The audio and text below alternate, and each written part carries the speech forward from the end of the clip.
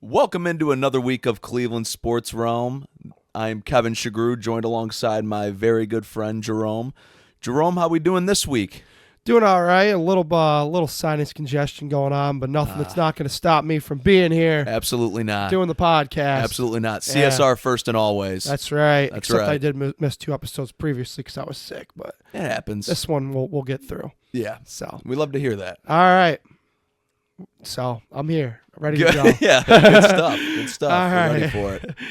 Well, yeah. I mean, let's get right into it, huh? Yeah, I'm down to. All Want to right. start Cavs, Browns? Where we want to go? Let's go Cavs. Okay. Yeah. Let's talk about good teams. Okay. Yeah. So Cavs did lose, right, on Sunday Yeah. night, and we're recording this. They're actually getting ready to tip off right now as we record here Tuesday, March 18th, right, Kevin? And they'll play out west against the Clippers tonight. They did lose. I thought, for one, the overreaction locally, the national people are usually the ones who do this. The local overreaction was disgusting. Yeah, I saw people all over social media saying they got to get their act together, and it's like, I mean, They just won 16 Yeah, in we're a not- row. I mean, the expectation of us getting to 70 wins, while it was like a little bit hopeful at a time, it was kind of a pipe dream. Like, you can't just expect to get to 70 wins. I mean, they're still going to be in that 66 to 68 range, I'd imagine, probably Which we still. talked about months ago. Yeah, months ago. Right. Yeah, no, I mean, listen, in Orlando, kind of, I think there's a vengeance there. Since they beat Yeah. the Cavs last year, it's weird, but that seems to be a little bit of a rivalry now. It absolutely does, and it seems like there's a lot of hate on both sides towards each other. I mean, even we saw the Paolo Banchero and the George Niang beef from just about a week ago, and George Niang's a member of the Atlanta Hawks. They're still beefing over it. Yeah, absolutely. And like I said, I think now when they play, this matchup has a little bit of juice. It does. It definitely has a little bit of extra juice and pizzazz. It's nowhere near like when we play Boston or anything like that. But this Cavs Orlando has juice. So Orlando like guns for the Cavs, I think, now. And you know what? They played them to 7 games last year, and they know how to beat the Cavaliers, whether we want to admit that or not. But the people all heading and fleeing towards the 480 bridge, everybody hold your horses. Calm down now. I mean, this is ridiculous. The guys have won 16 in a row, and I see people talking about this team's not going to go anywhere. You can't lose to Orlando. I agree. It was an inexcusable loss. But to just freak out like that, I'm a little bit like everybody needs to pump the brakes a little bit. Yeah, of course, as they should. I mean, it's an 82-game season. We were always expecting. There's always the ups and the downs throughout the year. That's not stranger to any professional sport. So. There's ups and downs throughout the entire year. The Cavs and people don't want to talk about it, but the Cavs were slumping during that 16-game winning streak as well.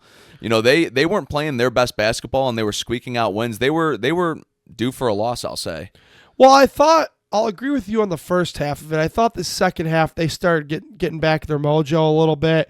Now, like the middle part when they barely beat Charlotte, yeah. I mean, the previous week, I mean, they beat Memphis and, were able to overcome a crazy game. Yeah. So I don't know if I fully agree with that, but, I'm not worried in the slightest. And if I had a guess, I would guess that they'll be back in the win column later tonight. Yeah. Who are they facing tonight? Clippers. Clippers. Clippers in LA. Yeah, that's right. 10:30 tip at the Intuit Dome. So the one thing that it did worry, I think, everybody a little bit, but nothing to, again, freak out about because it was his first game back. Donovan Mitchell looked horrendous. Yeah, I mean, he looked like he had not played basketball in a month. It was only a week break. So for me, I don't know, after seeing that, I don't know if I want to rest him much more because I think that he's one of those guys who seems like a rhythm guy, and from what I've seen of him the last few years, and I don't know, seeing him take that long, like you can't afford him to take this big rest period at the end of the regular season and then play like crap game one of whoever you get matched up with in the first round. Yeah, I'd give him maybe like 2 more days off, 2 more just rest days throughout the rest of the year. What we got, 20 or 15 games left probably. 15, 16 games left. Yeah, roughly. I'd probably give him one or two games off from here. I mean, there's no way I want him sitting like the last 3 games of the year. I don't care if we have the 1 seed locked up or not. I at least want him out there and getting some shots up with and competing some in an actual game so that he's not getting thrown out there in the middle of the I shouldn't say middle of the playoffs, but first game of the playoffs without playing a game in a week and a half. Right. So, no, I completely agree. And seeing him play that rough, like I would imagine he'll probably score 25 to 30 against the Clippers tonight. Like that's just the kind of player I think he is. Yeah, no, I didn't see if the Cavs put anything out. Are they resting anybody tonight? Did you see? Not to my knowledge. Okay. Not to my knowledge. Yeah, I mean, if it's a fully healthy Cavs team going in there, nobody's resting. I'm expecting to beat the Clippers by hopefully 10 plus. Should be a double. Yeah, I don't win. think this Clippers team is that good. Neither do I. And I don't think they're going to be any factor in the playoffs. You know this that I have a personal vendetta towards Harden. I can't stand him. Right. But honestly, I don't see like if James Harden is your best player, I don't know how you're going to move forward. Yeah, no, absolutely not. I mean, if we're talking Rockets, James Harden, obviously that you can see a vision there. But I mean, we're talking, what is he? Probably 5 years? Maybe not 5 years past his prime, but he's a few years at least past his prime. He's not carrying a team anywhere anymore. I probably see that team. Honestly, this Clippers team is probably like a first round exit. I don't know about you. Yeah, absolutely, I agree. And just to get our facts straight here, it is 14 games left, including 14 games, okay, including tonight's against the Clippers. So 13 by the time this airs. Right. 13 games left. By the time they will air on third. But again, I don't think, it's not something to freak out about. One loss, I mean, it's been a great season. But I think part of that is people have just become so accustomed to turning on the Cavs and just expecting a dub. And it's not that easy. You don't just roll the thing out there and win. Right. And I think we have taken that for granted over the last few weeks, and honestly, most of the year. We turn on the Cavs game expecting just to be a very laid-back, stress-free, Cavs are going to win night. And for the most part, it has been that. For the most part, they have just been casually winning by 10 to 20 points, routinely every night. And it didn't happen. No reason to get worked up about it. They're still the 1 seed. They're still the 1 seed by, I think, 7 games still, something like that. We got nothing to worry about. Cavs are walking into the playoffs. Most likely the 1 seed. I'm happy with where the Cavs are at. Yeah, absolutely. And one last thing to hit on in the Cavs here, an interesting one. So I'm seeing a lot of the national pundits and the storyline starting of a Cavs-Lakers finals. Yep. Stephen A. is a big voice, whether folks out there like him or dislike him, that's irrelevant. When Stephen A. speaks, people listen. Stephen A. has vocalized this is the finals he wants. He's not the only national pundit who's done that. You're hearing that from a lot of people.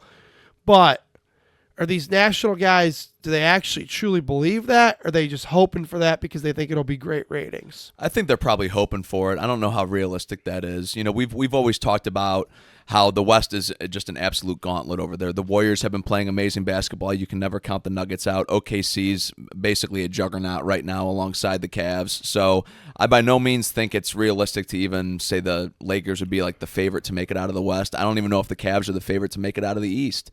So I think it's just optimism on their part saying that, and it would draw for great ratings. I'm even trying to think about this from an outside of LA or outside of Cleveland fan experience, and to see LeBron face his former team, basically the team that he's carried throughout half of his career, it would be an interesting storyline, and probably the best storyline in the playoffs.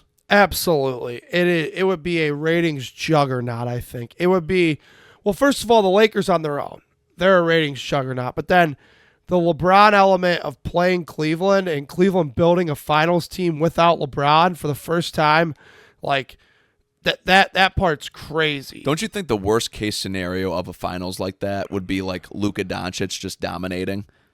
Like it's supposed to be a LeBron versus Cavs finals. It's supposed to be the storyline, and Luka Doncic is out there, gets finals MVP. Yeah, I think that would be like the worst thing that could possibly happen if there was a finals like that. I agree. Do I think the Lakers could get there? I thought it was, preposterous a few weeks ago, but the more and more I think about it, they're playing well right now. LeBron's hurt. It goes without saying they need a healthy LeBron, obviously. Right. And they've got 2 top 5 players in the league, arguably still. So Right. you can't count on a team that has those two players. But I think if you're a Boston or Oklahoma City fan, you're looking at this saying, please don't forget about us. I mean, Boston won the finals last year, and Oklahoma City's been the first team 2 years in a row. Right. So I think it's interesting. Obviously that would be the ratings driver, and that's like why guys like Stephen A. and other national pundits like Skip Bayless and things like that. And Skip Bayless, even though he's not still on Fox Sports 1, people can't stand that guy, but they still tune into his show for some reason, the Skip Bayless show. So, when guys like that say it, I mean, they're just thinking about something to talk about. Oh, 100%. And I do think it is fair, though, like from I know you had said like the Boston OKC perspective. I think it's fair for the OKC more so than Boston, but OKC, like, what have they really done to prove that they should be the favorite? I mean, they've obviously had a dominant regular season, but last year was a disappointing end of the year for them. They're still a very young team. They go up against some veteran leadership in the playoffs. That experience outweighs that talent a lot of times. Yeah, I completely agree. I don't know if Denver's got the juice this year. I don't. I don't know if they do either. I don't know about that. So right now, as I'm sitting here this evening, I think your two conference finals matchups would be Boston, Cleveland, and Denver. Or sorry, not Denver. I'm about to say Oklahoma City and Los Angeles. I'm losing my mind over here tonight. Okay. But no, that's the two that I think. And when I say Los, I mean the Lakers, the real team in LA. And those would be both. I mean, because the Lakers are the 2 seed right now in the West, right? Are they still? So that would be both 1 and 2 seeds, I believe. But I just you watch and that's just what I see right now. I could be completely off base. I don't know, man. If the Warriors get the 4 seed, let's say 4 or 5 seed, they win their first round matchup. OKC wins first round. OKC goes up against Golden State. I could see them getting upset round 1. I know a lot of people aren't going to like this. I'm still not buying Golden State for a second. Oh, come on. I'm not buying it. Championship pedigree. Not buying it. Oh, come on. I mean, who's left on those teams that won a championship besides Steph Curry? Nobody. So how can you say championship pedigree? Steph Curry and Steve Kerr. That's all you need. You're the best head coach in the NBA and probably still a top 10 player in Steph Curry. Yeah, I'm not buying it at all. Not even a little bit. I'm buying the Warriors. So you think they're going to the Western Conference Final? In a 7-game series. How hard are you buying the Warriors there, big guy? This is a good one. I'll take. I mean, they're definitely getting to the second round. I don't know if they get to the conference finals. It depends on matchup. I'd probably pick OKC in 7 against them. Okay, all right. I'm not, like I said, I'm not buying it at all. So, but obviously NBA getting down to the end of it, definitely interesting to watch and track and all that. It is fun. And it's great that we're involved with this, like this high level of the NBA again. It's really fun. And it's not like we're like a 6, 7 seed, potential play-in team that is just going to get bounced in round 1.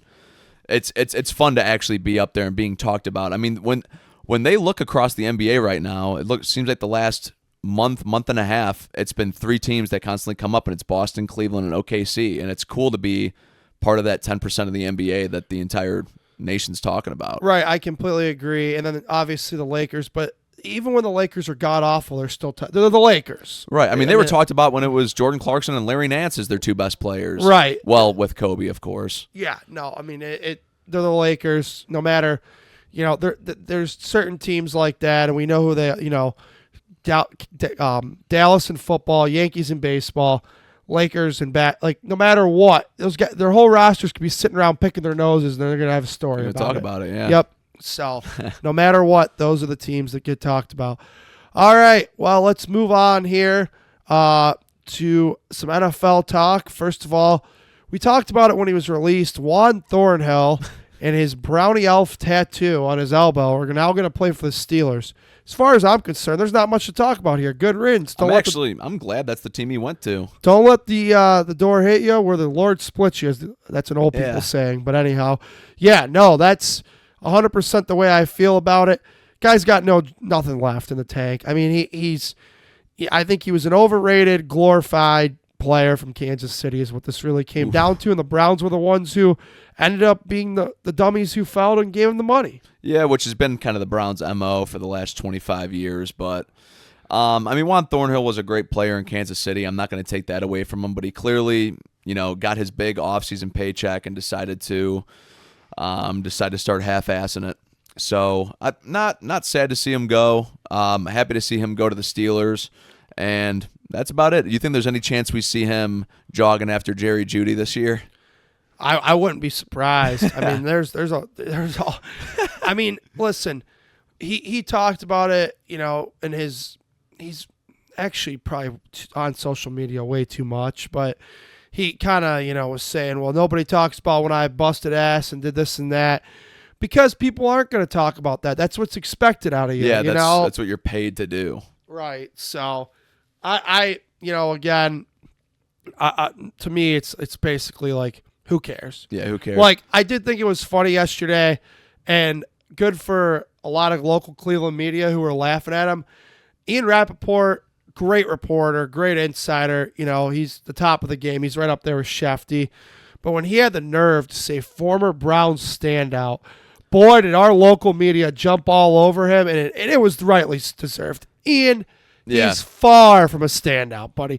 I highly doubt that Ian Rappaport will ever listen to my podcast, but I'm going to tell you, Ian, he's not a standout, not even close. Yeah, he wasn't a standout for us, at least. And to Juan, enjoy Pittsburgh. Yeah, that's exactly right. All right, let's talk about a guy who did reaffirm himself staying here until he probably does retire. That's Myles Garrett. Kevin, your thoughts on the press conference? It was interesting. What did you? The first thing I'll talk about is the scenery. What did you think about those little toy dinosaurs on the table? I thought, and this is going to play into my whole thought of the whole thing. I thought that it was kind of like the Browns were trying to make this a big hoopla and celebration, and that's not how the fans felt. And even by the mere fact of those dinosaurs being there, like, had Myles signed this extension and there was never the public trade requests, the Radio Row run, all of that crap that happened, I think it could have been a big celebration. But I do too. The Browns tried to act like none of that crap happened, and I don't know if the Browns did in 3 weeks, but the fans didn't forget that all that happened. Which, do the Browns just sweep things under the rug? Like, constantly, and just like, yeah, forget that this happened. Like the way that they praised Deshaun Watson for the last 3 years in every single post and stuff like that. And now we're not going to say anything about Myles Garrett when he's on Radio Row bashing us, but as soon as he signs, we're basically throwing him a little kid birthday party with little toy dinosaurs and cupcakes for everybody. Like, right. Come on. Like, the organization tried to treat it as a celebration, and I don't think the fans, the media felt that way. And I thought, once again, as they so often do, the Browns failed to read the room. Yeah, which they always do. They are maybe the most tone-deaf organization of all time. Yeah, I mean, I'm not going to say of all time because I don't know, but they got to be up there, man. They got to be high on that totem pole because, like, we're talking about a team that held this countdown countdown for this new logo when in 2015, and the new logo was a recolored orange helmet. Yeah. This is the team we're talking about. Yeah. They're a disgusting organization. Well, I don't know if you saw that Journey's going to be their season ticket holder concert and all that. I got an email about and all this. And I saw the meme. I mean, the Browns wrote their own memes on this one because they totally did. Because there was so much. I mean, everywhere you looked on the internet. Well, the last time both of them were any good was the 80s, so it doesn't make sense to bring Journey back. Like, I mean, come on. I mean, Journey hasn't been relevant in a long time. I mean, the Browns haven't really been relevant in a long time, so I guess it's back to the 80s day over there at Huntington Bank Field on draft night. Another way to put it. Yeah. And I saw somebody said that it actually solidifies the Browns taking a quarterback at 2 because as soon as they read Shedeur Sanders' name, you'll hear the "Don't stop." But oh yeah. No, as soon as they draft him. I believe it. I mean, Look, and that takes me to the next thing. We're still in silly season. There's rumors everywhere. Mel Kiper, I saw, says that Shador's the best quarterback.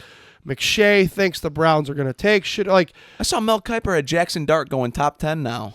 Which I wouldn't be surprised if it actually happened because teams reach for quarterbacks so much. Yeah, they do love it. So I don't think that's a far take from Mel.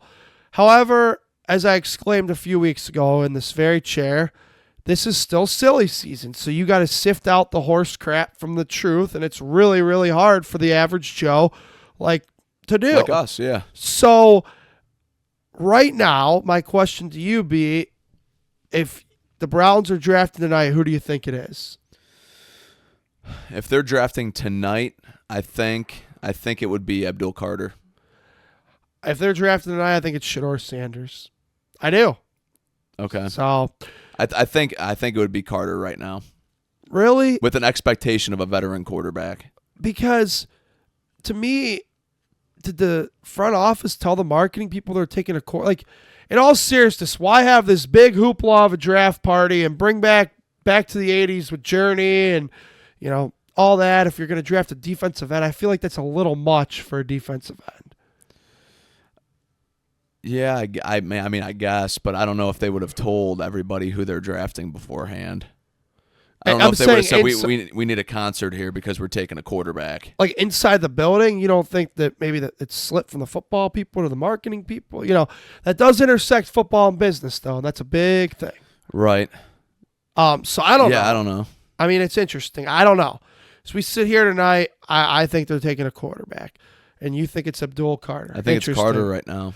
And I think because this is going to change and we're still in the midst of silly season, I think we'll do this every week until the draft. I think we should. Who do you think? Just because it's going to change week to week. So you think it's Sanders right now? Here on March 18th, as we record this at 10:42 p.m., I believe Shador Sanders is the pick. And if Roger Goodell got up there and said the Cleveland Browns are the number 2 pick in the NFL draft, take Shador Sanders, quarterback, Colorado, would you be happy? Would you be PO'd? Would you be anxious? What would be the emotions running inside you? I'd say, well, we need one. He's there. If they think he's good, God bless him. I'd be okay with it. So you wouldn't be excited? You'd just be basically like, okay. I'd be like, okay, this is fine. This is fine. If they took Travis Hunter, I think I'd be pissed off. If they took Abdul Carter, I think I'd be very excited. Yeah. Shador, I would be happy but not thrilled. See, I know I would be thrilled if they took Carter. I would be happy if they took Hunter. If they took Shador right now, I don't want him at all, so I'm saying I would be a little bit PO'd, but I know as soon as they draft him, if they draft him, that I would be doing the wrist up stuff and you'd be talking yourself into Shador Sanders going to camp. I would totally talk myself into him. I've done it with everybody we've drafted. Yeah, that's the way it goes. And one last Browns thing here before we carry on. We said it last week, and it's still true. Kenny Pickett's the only healthy quarterback on the roster. Where's this thing going, Kevin? Yeah, what do you think is going on with the Russell Wilson stuff right now? Because he visited Cleveland, he visited New York. I'm guessing with our luck that honestly by the time this drops on Thursday, he'll probably make a decision Wednesday. Yeah, I mean that could happen. So yeah, that's why we always let you guys know that. Yeah, we are recording in advance. There is a day turnaround time, right? Like we do these Tuesday evening, sometimes late Tuesday night. Okay, so there is, we try to let you guys know that. I don't know. I heard Albert Breer, who I respect and trust a lot today, say that he thinks the Browns are kind of screwed in that scenario because Wilson's going to want a decent amount of money this year. He played for virtually nothing last year because he had $47 million pouring in from out in the Mountain West in Denver. He's not probably willing to do that because in his mind and his agent's mind, he played better than that last year. And Albert Breer doesn't think the Browns have the money to do it. So if that's the case, they're screwed. I mean, they're totally screwed as far as getting one of these guys because... About Carson Wentz. He's horrible. He is downright awful. I mean, the guy played one time last year, and he threw more bounce passes than the Cavs point guard. I mean, he's horrible, Kevin. He's atrocious. I have about as much interest in Carson Wentz as I do me being the quarterback. He's horrendous. You'd rather have Carson out there. Come on. I don't know. Producer Derek, I think he could throw the nice pigskin pretty well. I'd rather have him than Carson Wentz is horrendous. Derek's nodding his head in the background right now. He knows. Carson Wentz stinks, right, D? He gave the shaky hand. Okay. No, I have no interest. I mean, I can't explicitly say anymore if they sign. Wait, hold on. Okay. If their off-season moves are to trade for Kenneth Pickett and sign Carson Wentz, they are even dumber than I thought they were, and I already had a very low opinion of the guys who run this show. Okay, if you're rolling out week 1, your quarterbacks are Carson Wentz, Shedeur Sanders, and Kenneth Pickett, who are you starting? Because I know you're under the impression, I shouldn't say under the impression, but you're in the group. I side in this group as well. If you can afford to have your rookie sit a year, let him sit a year. We're both in that camp. If you roll out Carson Wentz, Shedeur Sanders, and Kenny Pickett, who are you starting week 1? Boy, that's like picking between a broken arm, a broken leg, and God, because I still would try to keep Shedeur on the bench for a little while. I think that's a good idea. Yeah, but you're not rolling out Kenny Pickett week 1. You can't. I think they'd have to. No. He's better than Carson Wentz. No, he's not. Yes, he is. No, he's not. He's done more in the league recently than Carson Wentz has. Recently? That's subjective. Well, Kenny Pickett, Carson Wentz. In the last 10 years, I'd say Carson Wentz has done more. Yeah, but the last couple years, Kenny Pickett's done more. I mean, I think it's just, I don't know. Under no circumstances can they roll out Carson Wentz. I mean, none. The other two guys would literally have to pass away for me to want to roll out Carson. For our listeners, I'm going to say this right now. When we were in college, producer Eric bought me a Carson Wentz Eagles jersey with the Super Bowl patch on it because I was a big fan of Carson Wentz back in the day. I wanted the Browns to draft him. If Carson Wentz is our starting quarterback, you know what? If the Browns sign Carson Wentz at all, I will wear that jersey for the following episode because I'll support the move entirely. And I'll sit here and laugh and make fun of you for 45 minutes straight. Would you? Oh, yeah. And Kenny Pickett and Carson Wentz, what is that, 3 Super Bowl championships combined? Because Carson won 1 in Philly and won 1 with the Chiefs, did he not? Was he on the Chiefs last year? I know it's at least 2 championships between the both of them. Andrew Berry not messing around with the Super Bowl winning quarterbacks. I don't know. Something tells me that they still have an iron in the fire for Kirk. Like, they're going to badger Atlanta, I think. Yeah, but I don't know how that's going to work. Atlanta's going to have to eat a ton of that money because we can't. Well, basically what's going to happen is I think Atlanta is going to have to eat some of that money, and we're going to have to send them a higher pick. You know, it's going to be like a Brock Osweiler type of deal. Yes, it was Brock Osweiler and a 2nd-round pick for a 4th-round pick. The Broncos literally traded down just to get rid of the contract with us. I think that we're going to have to buy a draft. It's going to have to be something similar. Yes, that's the only way I see it working. Yeah, I think that's a good take. I think that's a good take. Now that roster bonus hit over the weekend, I mean, there's no way that there's any other chance. And I don't think Russell Wilson, like, the problem is everybody's waiting for Aaron Rodgers, but he's on some ayahuasca retreat right now, probably. So, like, yeah. I mean, that's the problem. Like, would you do that deal, by the way, now that I'm thinking about it?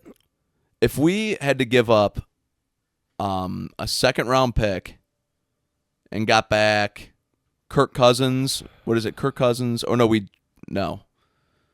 I'm getting this mixed up right now. If the Falcons gave us Kirk Cousins and a 4th-round pick, would you send a 2nd?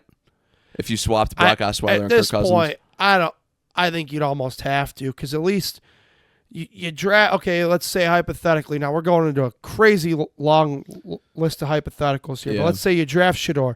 Kenny Pickett shouldn't and can't really start. So then let's say you want Shedeur to rest, or not rest, but sit for a year. You're right. You need somebody who's somewhat viable week 1, and as Kirk Cousins on one Achilles is more viable than Carson Wentz or Kenny Pickett. That's the way it is. So they're screwed. I mean, The only way about this, right, is like, let's say they can get something done with Russ, which still may be feasible.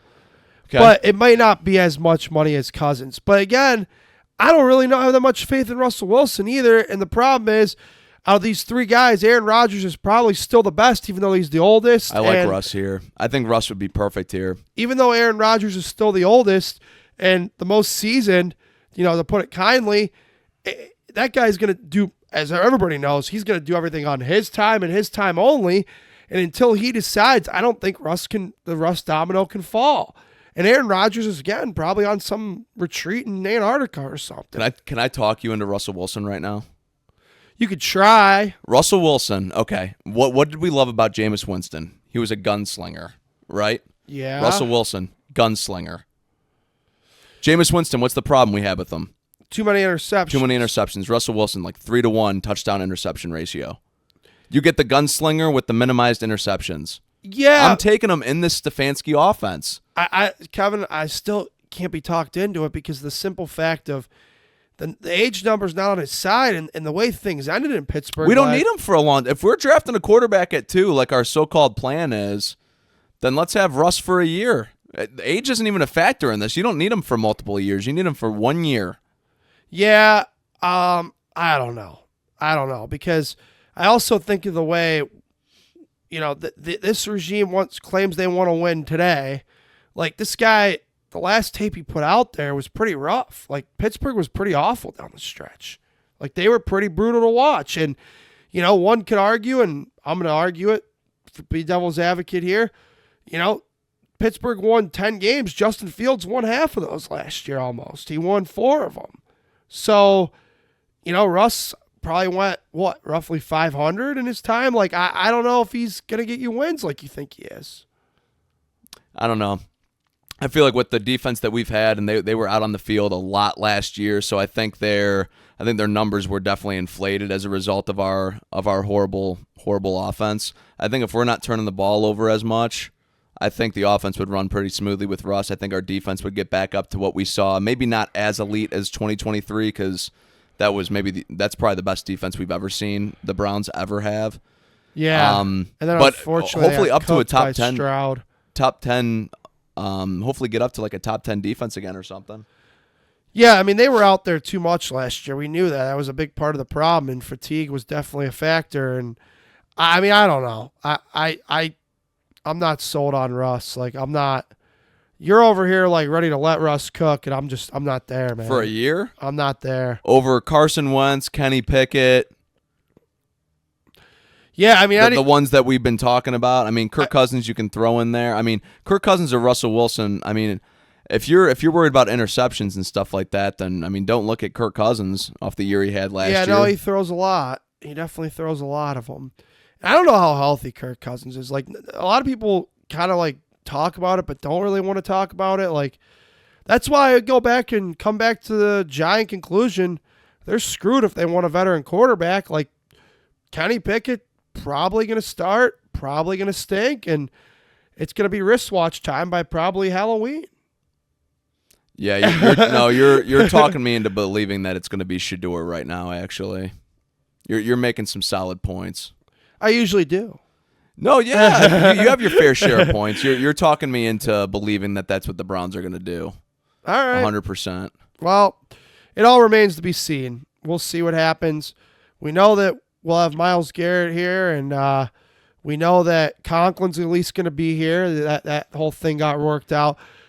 I know a lot of fans are asking it for it every day, and I'm on board. Draft a running back. We know you should. We know you can. This is a deep running back class. But can you please just get something done with Nick Chubb? Just get it done, guys. Get something done with Nick Chubb and then Trevion Henderson at pick 33. Yep. I'm all in on that. I like that idea. Or Judkins. I think either of them are going to be really good. Yeah, I like Henderson a lot. I actually like him more than Amarian Hampton, who people are saying should be like a first-round pick. Yeah. I'm a big fan of Henderson's game. Yeah, I think it'd translate nice to the pros. I think Judkins would too, and I think that Nick Chubb would be a perfect guy to share backfield with either of those two gentlemen. I agree. So personality probably fits more with Henderson than Judkins, I'd say, huh? I don't know. Maybe. We'll see what happens. All right. Anyway, it is time to move on. It's that time of the year. We had playing games this evening already. It is here, folks. March Madness. Let's go. Here we go. So anyhow, let's get into it. And I want to start with something that by Thursday, by the time this comes out, is going to be outdated, but I have to get this off my chest. This selection committee was a disgrace, led by UNC athletic director Bubba Cunningham. Bubba Cunningham happens to get a $200,000 bonus if UNC makes the tournament. Who was 1-12 versus Quad 1 this year, and who was the last team in? UNC. You should all be disgraced for yourselves, and it's a joke. And then, oh, by the way, so when you do your annual interview with CBS and CBS Sports HQ and their whole bracket breakdown show, Bubba Cunningham, you're a part of the committee that makes this decision, and then you don't want to face the fire and decide that, oh, I need to bring on my vice chair. I've been watching these interviews for 20 years. I've never seen the vice chair get interviewed with the chair about decisions like this. But Bubba Cunningham was supposedly not in the room when UNC was being talked about. You're spending 2 weeks with the guy.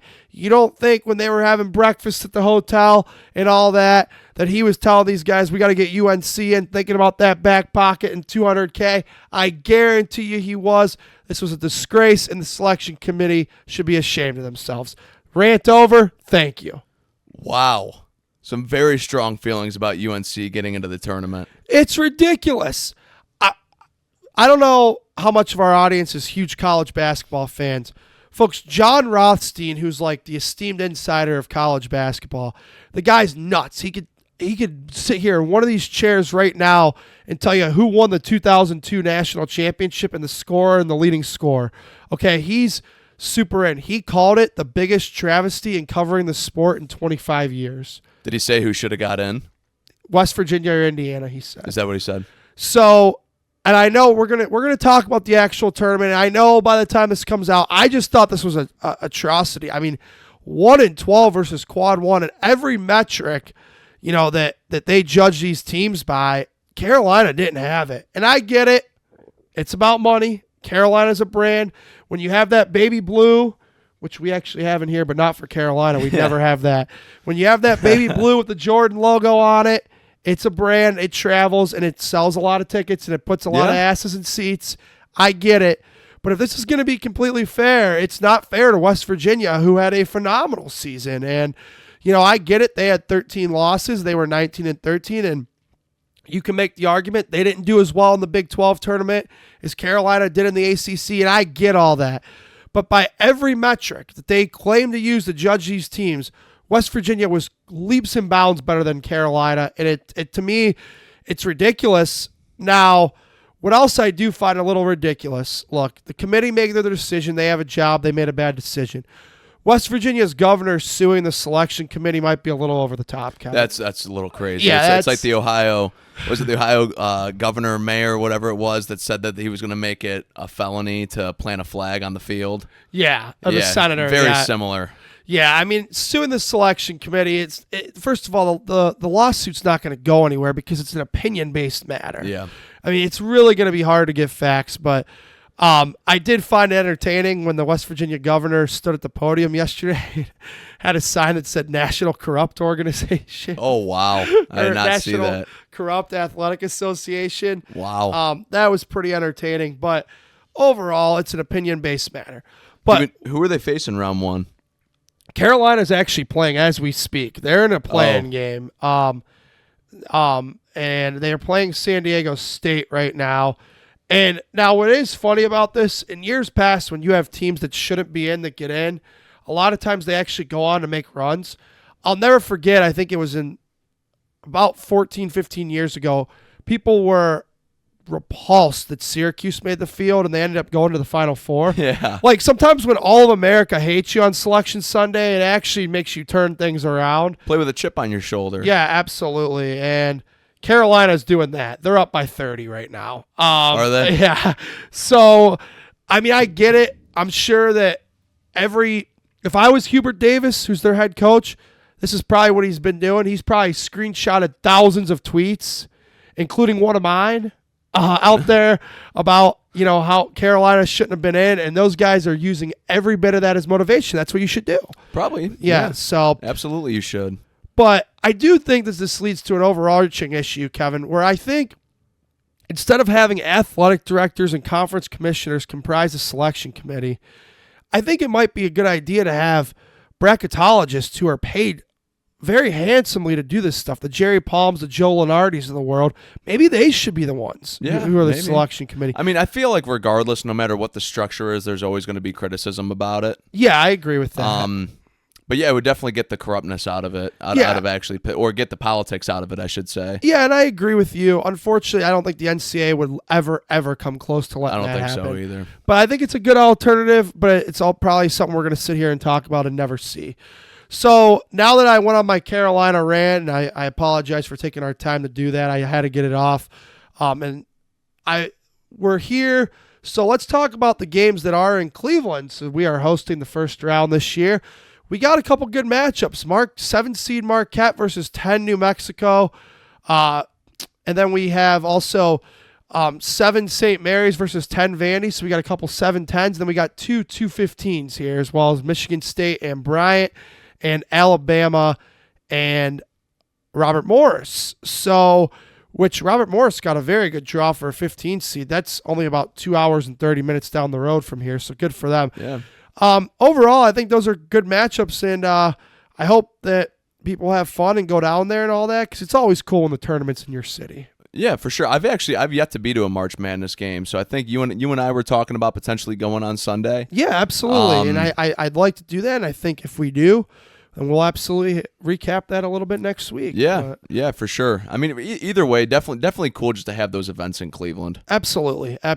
So, with all that being said, Kevin, let's go and talk about, listen, obviously we do a podcast once a week. We're not going to sit here and read you our brackets and bore you like that. If you want that, there's a million other shows out there doing that.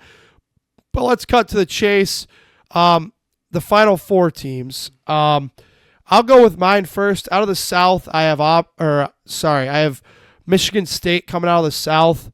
I think that Izzo's got it. It's been a quarter century since he's won a championship. Auburn losing 3 out of 4 down the stretch. Not too confident in that, so I think Michigan State comes out of the South. The East, I think Duke's going to roll through it. I think they're going to steamroll through it. I think they're the most talented team. I think they have the most NBA talent. Now, obviously, everyone's going to talk about Cooper Flagg's injury. I think Duke's good enough that they just won an ACC championship without Cooper. I think that they can get through probably the whole first weekend to get to the Sweet 16 without Cooper. So I have them coming out of the East. Out of the West, I do have the Florida Gators getting out of there. I think they have probably the toughest road, obviously having to play out in San Francisco for the regionals, but I do think Florida is that good they'll be able to do it. And out of the Midwest, kind of a surprise, I do have Tennessee coming out. I don't think Houston. I think Tennessee can knock off Houston, or somebody else can by the time we get there. We have, at least as of right now, we have 3 out of the 4 teams. Okay. Yeah. So I've got Michigan State as well coming out of the South. I've always been a Tom Izzo fan. I've been a huge fan of that team. It seems like every time I pick them to go to the championship, they don't go, or they get upset early, so I probably won't have them getting there. But I do have them as a Final Four team. Duke coming out of the East. A lot of the great points that you made, Cooper Flagg, they've been a dominant program the entire year. Yep. And they're a brand as well. So it's hard to bet against them, especially when they've been so dominant all year long. Tennessee right there with you. I've got Tennessee coming out of the Midwest, so I've got Duke versus Tennessee, East Midwest. A little bit of a surprise here for my last team coming out of the West. Not too big of a surprise because it's still a top 5 rank, or a top 5 seed, but I've got Maryland.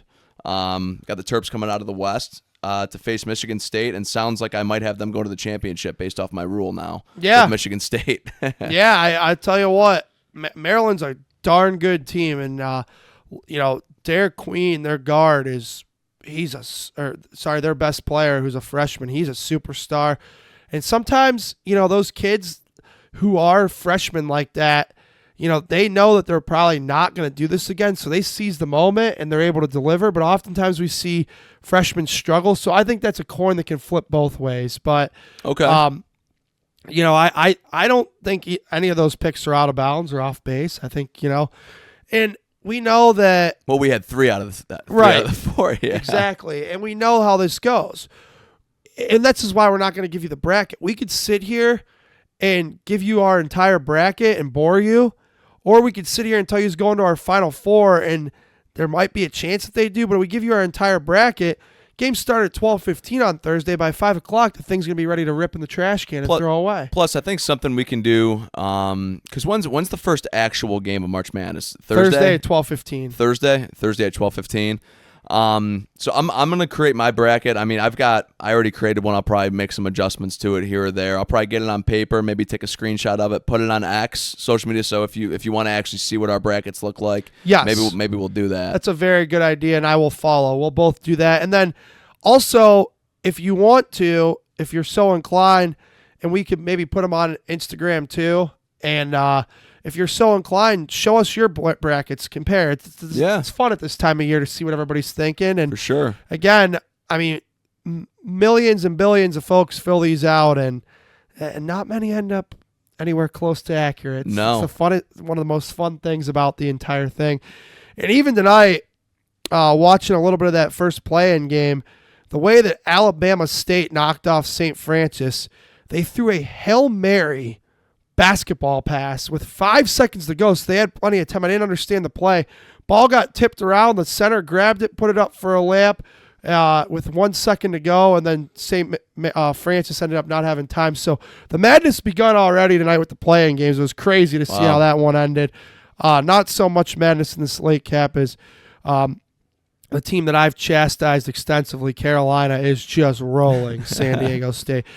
And don't be surprised if Carolina makes a run, because that's, like, again, how these things go. And I could just think of that Syracuse team that a lot of folks didn't think deserved to be in a handful of years ago, and they went all the way to the Final Four. Who would they draw in the round of 32? I'm actually gonna go see that. They would draw.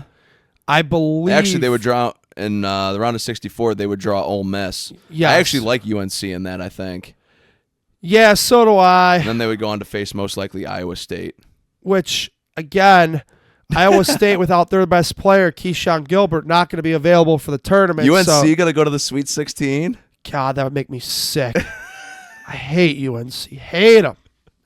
Cannot stand them. My hate for UNC is strong. But anyway, share with us your brackets. We'll be watching. Kevin and I will be watching as much as we can, obviously, with work and other activities. But, this is a great time. And let's call it for what it is. Everybody says it, but it's true. The first weekend's the best weekend. Yeah, there's a game every hour and a half a game starting. It's so much fun. Yeah, absolutely. So those first 2 games was 16 games apiece, or first 2 days was 16 games apiece. It actually reminds me a lot of like Wild Card Weekend for the MLB playoffs. I was just games all day starting at like 2:00. It's so fun. It's great. It's great.